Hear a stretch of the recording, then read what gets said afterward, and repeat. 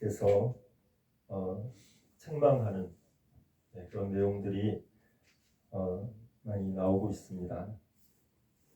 39절에 보면 너희 바리새인은 지금 잔과 대접에 겉은 깨끗이 하나 너희 속에는 탐욕과 악독이 가득하다고 그렇게 책망하시면서 말씀하고 있습니다.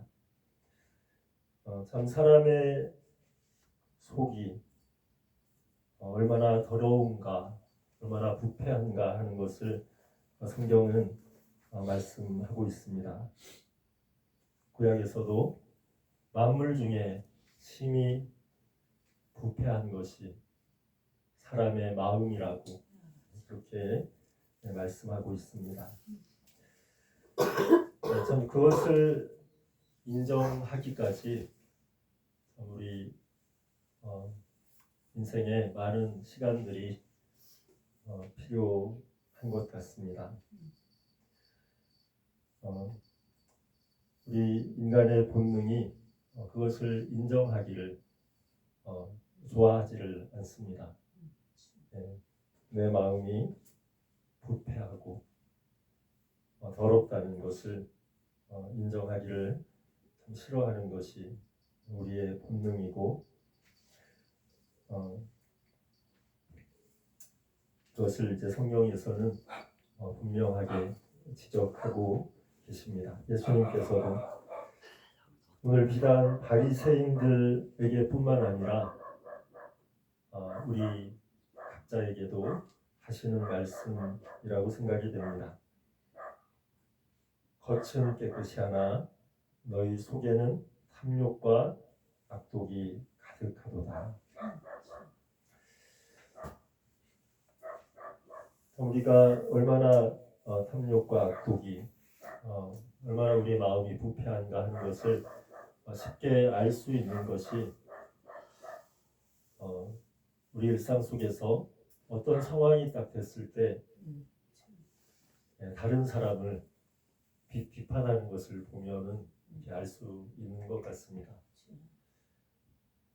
내 눈에 들보가 있는데 그것은 금방 잊어버리고 다른 사람의 그 티가 보일 때 얼마나 쉽게 그것을 비판하게 되는지 오늘 바리새인의 모습에서도 우리는 이제 그것을 보게 되는데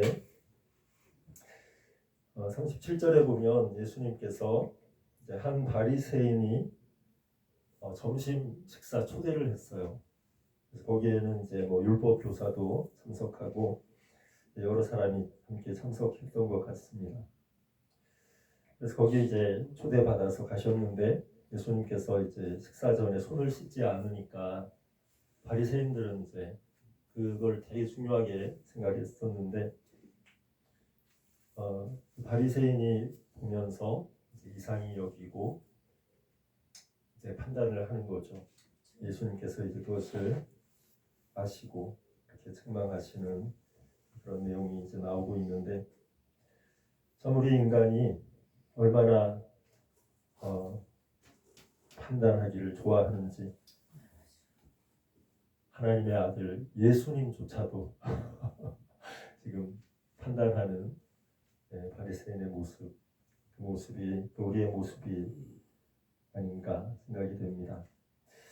근데 거기서 끝나는 것이 아니라 또 우리 인간의 모습은 45절에 보면 그 자리에 함께 초대받은 한 율법 교사가 이렇게 예수님께서 책망하시면 회개를 하면 좋은데 우리 자신을 다시 돌아보고 이러면 좋은데 또 이렇게 책망을 들으면 더 이렇게 거기에 반발하는 것이 또 우리의 모습이기도 한 것 같습니다. 45절에 한 율법 교사가 예수께 대답하여 이르되 선생님 이렇게 말씀하시니 우리까지 모욕하시는 것입니다. 이렇게 우리를 이렇게 모욕하시냐고 그냥 평범한 사람들이 좀 못나고 티가 있는 그런 사람들이 이렇게 책망한 것이 아니라 예수님께서 책망하셨는데도 불구하고 접근하면서 네, 이렇게 말씀하시는 건 우리를 모욕하시는 거라고 이제 그런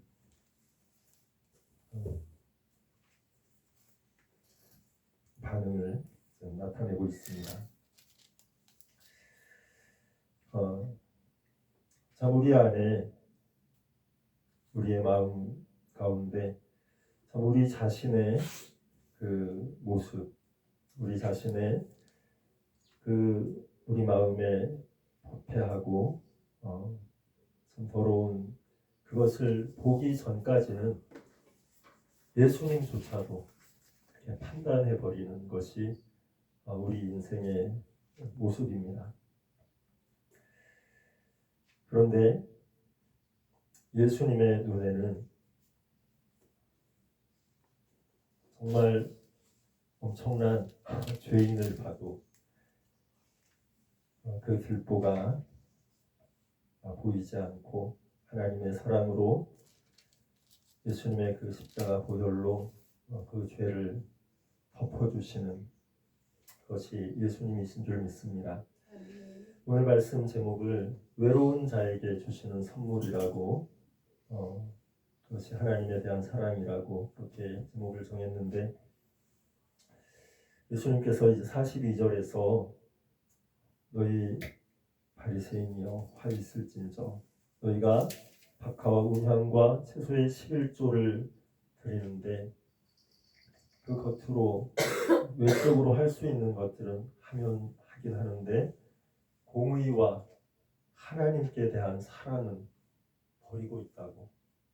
그러니까 그 마음 가운데 정말 율법에 정해져서 이렇게 외적으로 내가 이것을 한다는 것을 보이기 위한 것들은 성실하게 하는지 모르지만 진정 그 마음 가운데 하나님께 대한 사랑, 그 영혼에 대한 그 사랑, 그 공의는 버리면서 그렇게 살아가고 있다고 말씀하고 있습니다. 예수님께서 우리에게 말씀하고 원하시는 것은 정말 우리의 삶이 겉으로가 아니라 우리의 속으로 우리 안에 있는 것으로 살아가기를 원하시는 줄 믿습니다. 41절에 그 안에 있는 것으로 구제하라. 겉에 있는 것으로 구제하는 것 너희들이 잘 하는지 모르지만 정말 그 안에 있는 것 너희 영혼 안에 있는 하나님을 사랑하는 그 마음으로 살아가는 것이 참된 구제임을 말씀하고 계십니다.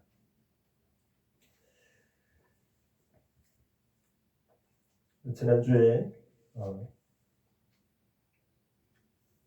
기도 모임이 한 달에 한 번씩 갖는 기도 모임이 있어서 그 모임에 참석을 했는데 거기서 한 목사님 내외분이 그런 고백을 하는 것을 들었습니다. 지금 예산 쪽에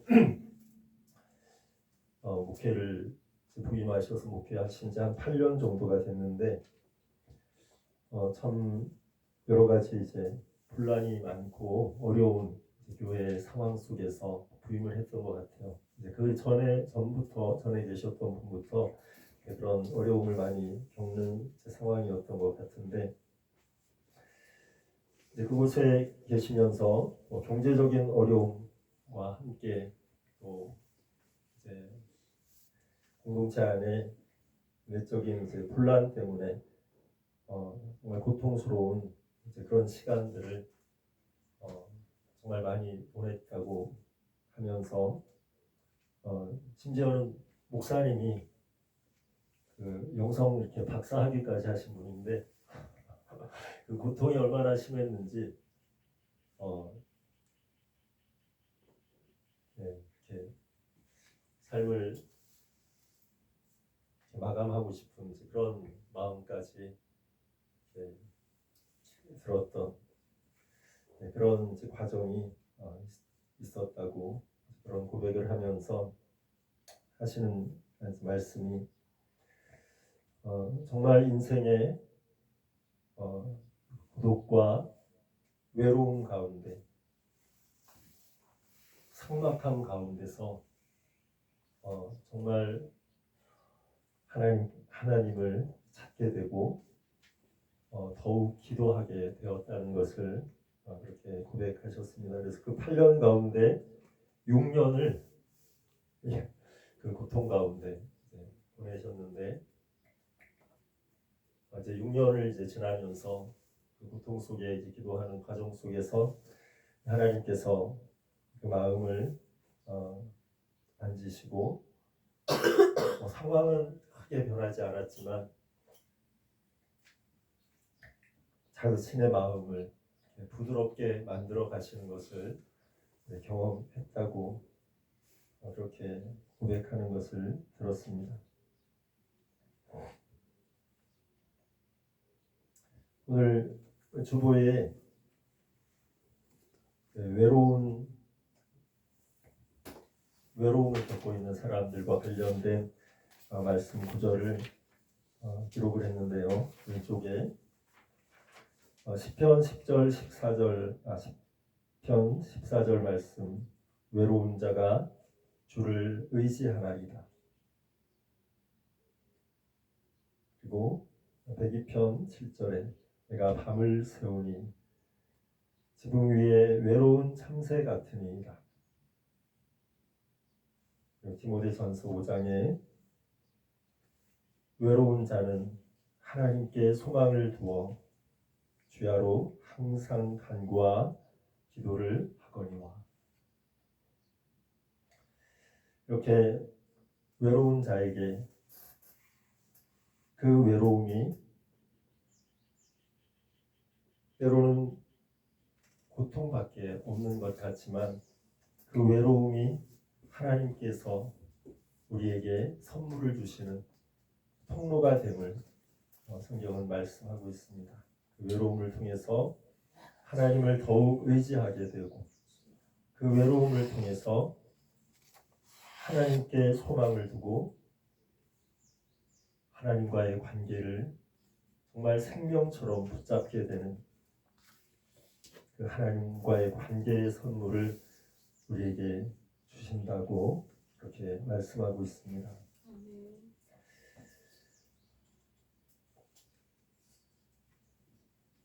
우리 눈에 다른 사람의 티가 보일 때는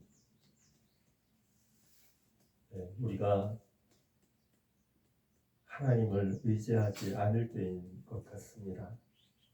우리가 외롭고 정말 삭막한 가운데 하나님을 의지하는 그 순간에는 다른 사람의 그 티를 볼 새가 없는 것 같아요. 왜냐하면 주님을 찾기 바쁘기 때문에 주님을 찾아서 내가 내 영혼이 살기 위해서 주님을 찾을 때는 다른 게 보이지 않는 것 같습니다. 오직 주님과 나와의 관계만 보이지,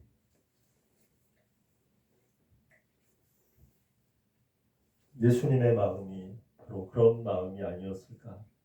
이 세상 가운데 하나님께서 오셔서 세상 죄를 지시고 십자가를 지시기까지 그 모든 과정 속에서 외로이 하나님 아버지만을 의지하면서 살아가셨던 그 삶의 과정 속에서 주님의 마음은 다른 것을 바라보신 것이 아니라 하나님 아버지를 바라보면서 하나님께 대한 사랑으로 그 모든 시간들을 이겨내신 줄 믿습니다. 우리의 삶 가운데 각자의 삶의 자리에서 상황과 형편은 다 다르지만 정말 외로울 때가 있을 것이고, 또 고독할 때가 있고, 또 삭막함을 느낄 때가 있습니다. 그런데 그때에 그 어두운 터널과 같은 시간들을 통해서 하나님께서 우리에게 주시는 그 선물, 하나님께 대한 그 사랑이 더욱 풍성하게 우리에게 물로 주어지는 줄 믿습니다. 아멘. 그 믿음으로 외로운 자가 더욱 주를 의지하나이다.